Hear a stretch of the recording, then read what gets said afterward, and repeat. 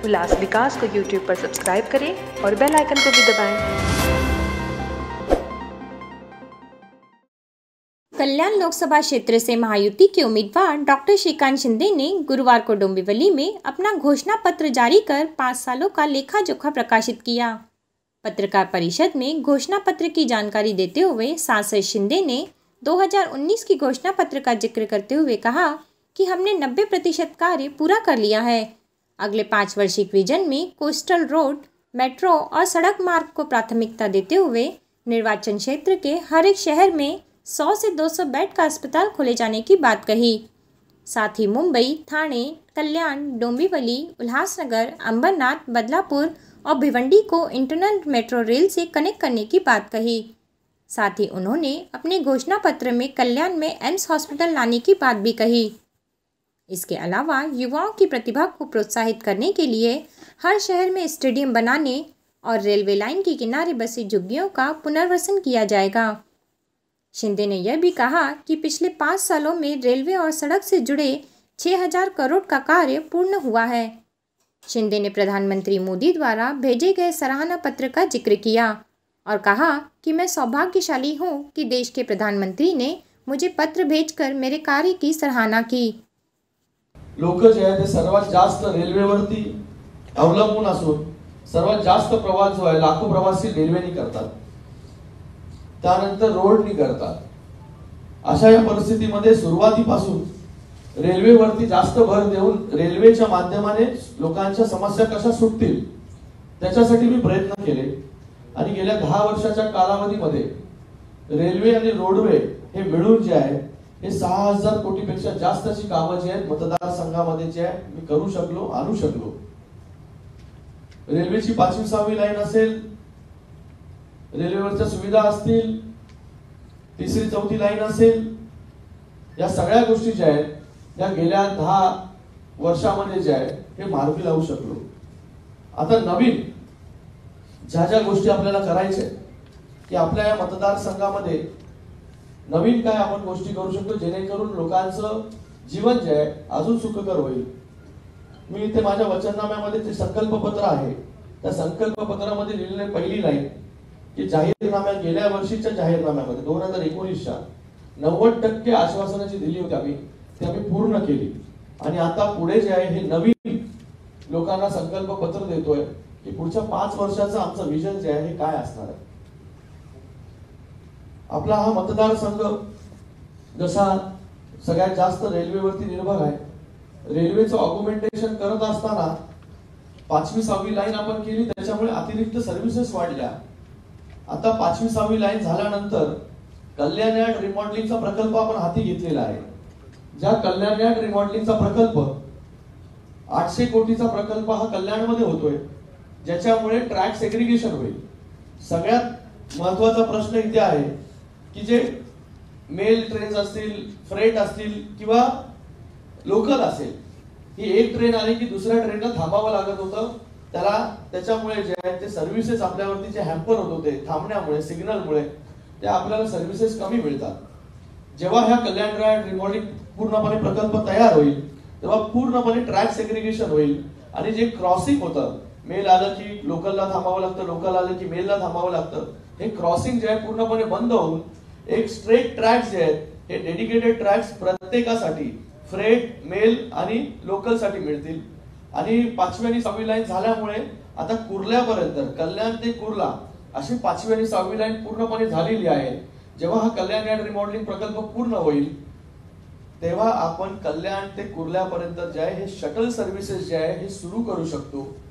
Shuttle services मध्ये कुठेच train जी आहे ही सिग्नलला किंवा त्याचबरोबर फाटक जिथे असतील तिकडे ट्रेन्सला थांबावं लागणार नाही। फाटक यासाठी बोलतोय की आपल्या मतदारसंघामध्ये जे आहे हे 4 रेल्वे क्रॉसिंग्स होते। एक होता खारेगाव, एक होता दिवा, एक होता ठाकुर्ली आणि त्याचबरोबर पुढे कल्याण वेस्ट मध्ये।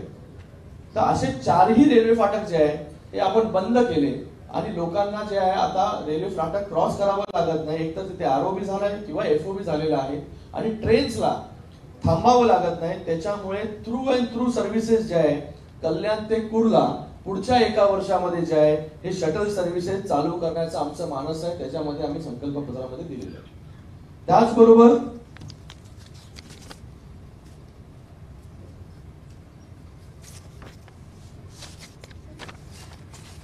रेल्वेमधील 3री आणि 4थी मार्गिका जी आहे ही पूर्ण करून त्या सर्व्हिसेस जे आहेत तिथे त्या मार्गावरती कल्याणच्या पुढे कर्जत पर्यंत सर्व्हिसेस वाढतील. त्याचबरोबर चिखलोली रेल्वे स्टेशन आपण मंजूर केलं की गेले अनेक वर्ष 30-40 वर्ष वाट पाहत होते लोक. चिखलोली स्थानक मंजूर केलं, ते लवकरात लवकर पूर्ण होऊन चिखलोलीला देखील जे आहे हे ट्रेन्स थांबतील, जेणेकरून अंबरनाथ आणि बदलापूरवरचा लोड जो आहे हा मोठ्या प्रमाणामध्ये कमी होईल. त्याचबरोबर दिवा वसई मार्गावरती जी मेमो चालते ते मेमोज ऐवजी जे आहे ही लोकल कशा चालतील त्याच्यावरती आमचा भर असेल आणि लोकांना जे आहे त्या रूट वरती देखील जे आहे ही सुविधा मिळेल. नंतर कल्याण ते पनवेल अशी नेहमी मागणी असते की कल्याण ते पनवेल लोकल सेवा सुरू केली पाहिजे. एकदा DFCC कॉरिडॉर झाल्यानंतर ह्या ज्या ट्रॅक्स आहेत या ट्रॅक्स मोकळ्या होतील आणि आपल्याला जे आहे हे कल्याण ते पनवेल जो आहे हा थेट लोकलनी आपला मार्ग जो आहे तो आपण जोडू शकतो, त्याच्यासाठी आम्ही प्रयत्न करतोय. त्याचबरोबर रेल्वेमध्ये स्टुडंट कोच, स्पेशल स्टुडंट कोचची जी आहे मागणी आहे लोकांची, त्याच्यासाठी पाठपुरावा करणार आहोत. त्याचबरोबर कल्याण कर्जत आणि कल्याण कसारा शटल सेवा आपल्याला सुरू करायची आहे. कोकणामध्ये जाणाऱ्या ट्रेन ज्या त्याच्या फ्रिक्वेन्सी ज्या आहेत त्या वाढवायच्या आहेत. दिव्यामध्ये नेहमी मागणी असते की दिव्याला जे आहे ते कोकणच्या रेल्वे ट्रेन ज्या आहेत त्या थांबल्या पाहिजे. आम्ही पाठपुरावा केला, पण दिव्यावरती जी टर्निंग आहे त्याच्यामुळे त्या टर्निंगमुळे जे आहे ते प्लॅटफॉर्मची लांबी जी आहे ती वाढू शकत नाही. त्याच्यामुळे सगळ्या लोकल ट्रेन म्हणजे कोकणच्या ट्रेन ज्या आहेत ते तिथे थांबू शकत नाही आपण. आम्ही त्याच्यावरती आता नवीन एक मार्ग आणि मागणी करणार आहोत की पुढे दातिवली स्थानक इमिजिएटली आहे, त्या दातिवलीला जर आम्ही कन्वर्ट करू शकलो कोकण रेल्वेसाठी, ज्या मेल ट्रेन्स आहेत ज्या तिथे थांबवल्या आणि फक्त लोकल ज्या आहेत या दिव्या स्थानकावरती थांबल्या, तर मला वाटतं एक मोठी सुविधा जी आहे ती दिवेकरांना आणि आजूबाजूच्या लोकांना मिळेल. कोकणवासी खूप मोठ्या प्रमाणामध्ये तिथे राहतात आणि दिवा आणि दातिवलीमध्ये डिस्टन्स जास्त नाही, त्याचा ऍक्सेस जो आहे हा चांगल्या प्रकारे करून लोकांना दोन्ही स्टेशन जे आहेत हे हाकेच्या अंतरावरती मिळतील. त्याचबरोबर प्रत्येक रेल्वे स्थानकावरती जो आहे तो ट्रॉमा सेंटर, आपल्याला प्रायमरी हेल्थ केअर सेंटर असतं पण ट्रॉमा सेंटर नसतो.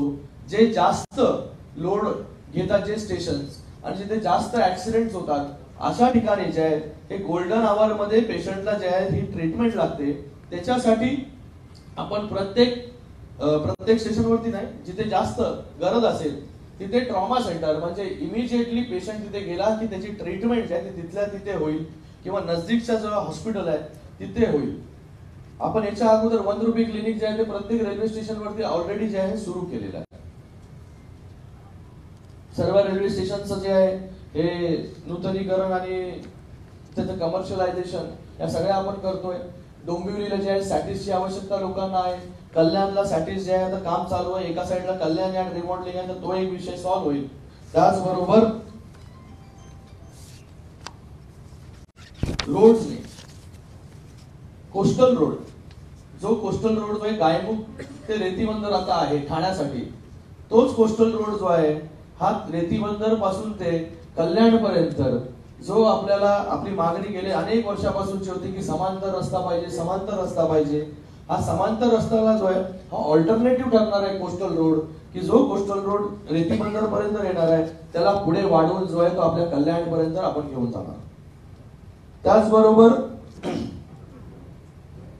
मेट्रो 12 आपल्या मंजूर झाली आहे. आपण सगळे पाहत आहे की त्याचं काम मोठ्या गतीने चालू आहे. त्याचबरोबर मेट्रो 14 ही देखील मंजूर झालेली आहे. त्याचं काम लवकरात लवकर करून बदलापूर पर्यंत जी आहे ही मेट्रो न्यायची आहे. आणि भविष्यामध्ये ही सगळी शहरं जी आहेत ही सगळी शहरं इंटरनल मेट्रोनी कशी कनेक्ट होतील याच्यावरती आमचा भर असेल.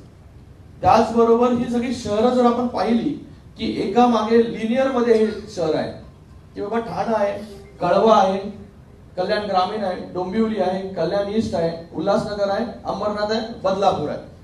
तर बदलापूरच्या माणसाला जर यायचं असेल इथे तर त्याला हॉप करून यायला लागतं. बदलापूर, अंबरनाथ, उल्हासनगर, कल्याण, मग ठाणे. आमचा मानस आहे की ह्या सगळ्या शहरांमधून जे आहे लोकांना आपली गाडी घेऊन मेन रोड पर्यंत म्हणजे हायवे पर्यंत पोहोचायला फक्त 10 ते 15 मिनिटं लागली पाहिजे.